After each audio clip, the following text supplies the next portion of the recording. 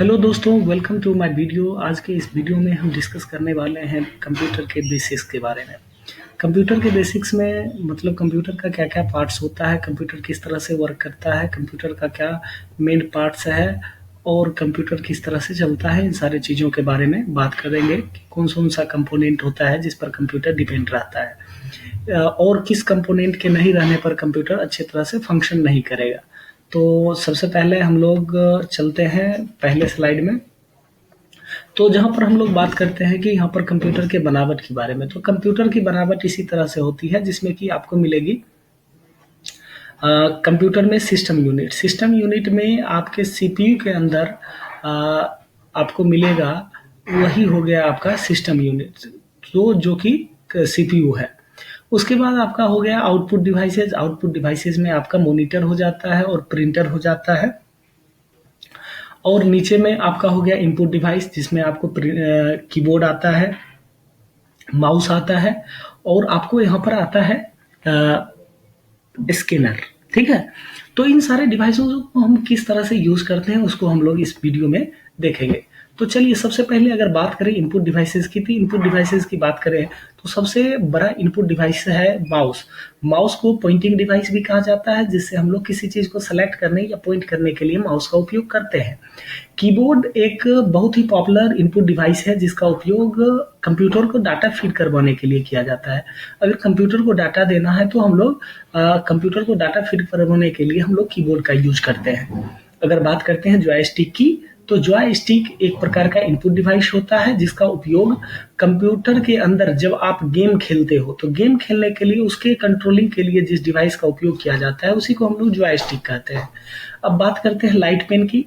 Light pen बिल्कुल pen की तरह दिखता है जो हमारे पास नॉर्मल पेन होता है, और इसका उपयोग डिस्प्ले पर लिखने के लिए, जिस पर जो डिस्प्ले लाइट पेन को सपोर्ट करता है उस पर लिखने के लिए, या डिजिटल बोर्ड जो अभी के समय में आता है उस पर लिखने के लिए हम लोग लाइट पेन का उपयोग करते हैं।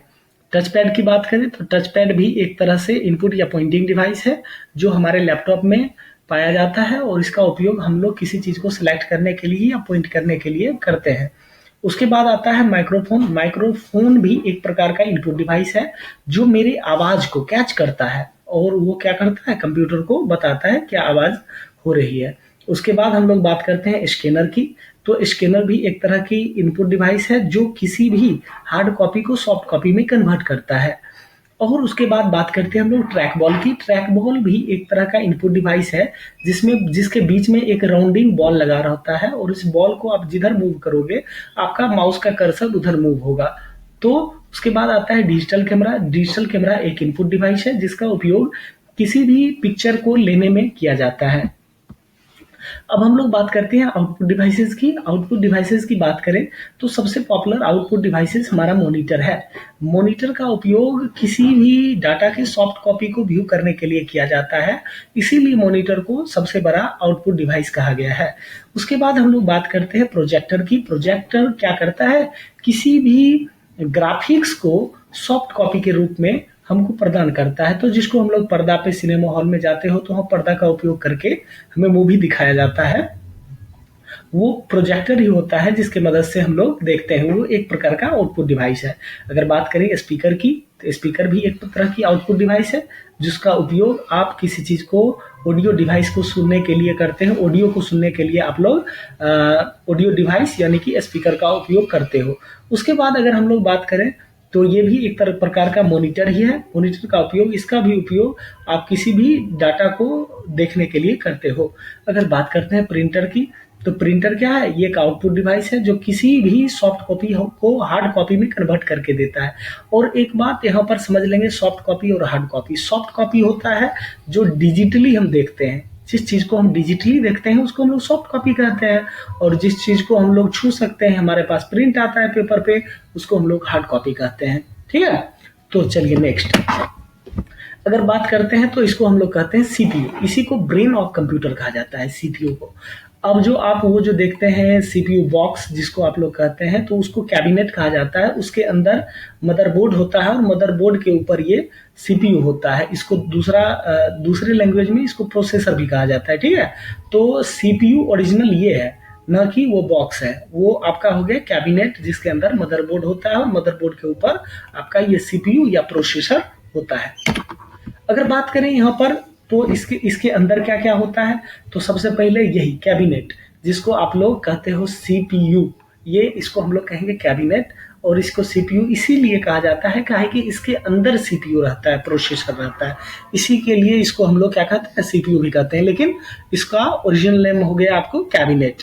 अब यहाँ पर बात करते हैं तो ये जो आपको दिख रहा है इसको हम लोग रैम कहते हैं, रैंडम एक्सेस मेमोरी, जिसका उपयोग कंप्यूटर में होता है किसी डाटा को तुरंत रीड करने के लिए। ठीक है, तो ये रैम हो गया, ये हमारा हार्ड डिस्क हो गया है जिसमें हम लोग स्टोर करते हैं किसी चीज को।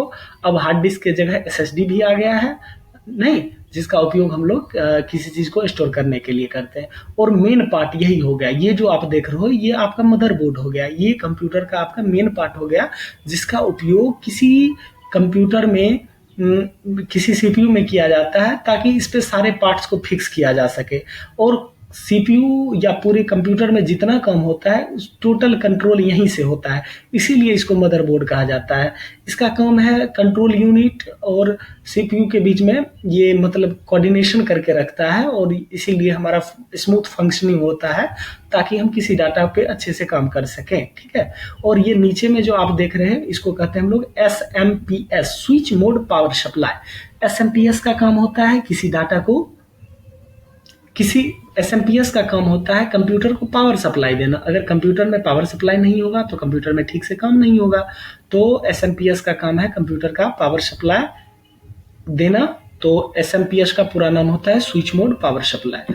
अगर ये आप देख सकते हैं ये आपका मदरबोर्ड हो गया। ठीक है, ये मदरबोर्ड हो गया। मदरबोर्ड में आपको प्रोसेसर का स्लॉट रहता है यानी सीपीयू का स्लॉट रहता है, उसमें जाकर के आप सीपीयू को सेट कर सकते हो। ये जो आपको ये दिख रहा है व्हाइट वाला, इसी को ऊपर उठा करके इसके अंदर ये सीपीयू को फिक्स किया जाता है। ठीक है, तो ये आपका मदरबोर्ड का पार्ट हो गया जिसपे कि सीपीयू फिक्स होता है।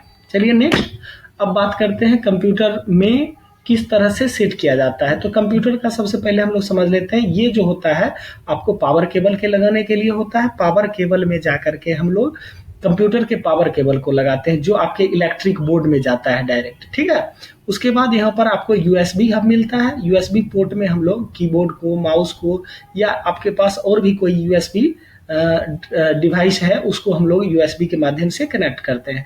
ये जो नीचे में आपको पोर्ट दिख रहा है इसको हम लोग कहते हैं VGA पोर्ट। इसमें आप VGA को लगाते हैं और एक पोर्ट लगता है आपको मॉनिटर में। इसमें लगाने से क्या होता है, जैसे कि आप लोग देख सकते हो इस तरह से कंप्यूटर में कि VGA का पोर्ट है, मतलब ये VGA का जो पोर्ट है इस VGA को हम लोग इसमें लगाते हैं और कंप्यूटर में इसको फिक्स करते हैं ताकि ये क्या होता है कंप्यूटर में और मॉनिटर में कनेक्ट हो। मतलब कि आपके सीपीयू में जो फिगर चलता है या जो मूवी चलता है उसको मॉनिटर के पास आउटपुट के रूप में पहुंचाने के लिए हम लोग इसी VGA का उपयोग करते हैं। तो VGA को हम लोग या क्या करते हैं, इस VGA स्लॉट में सेट करते हैं।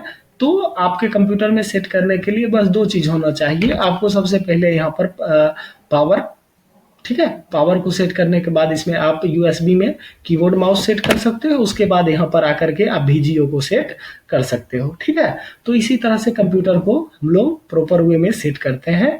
तो और यही सारा पार्ट जो है कंप्यूटर का इनपुट और आउटपुट डिवाइस होता है जिसका उपयोग किया जाता है। अगर आपको वीडियो पसंद आया हो तो चैनल को सब्सक्राइब करें, वीडियो को लाइक करें। Thank you very much.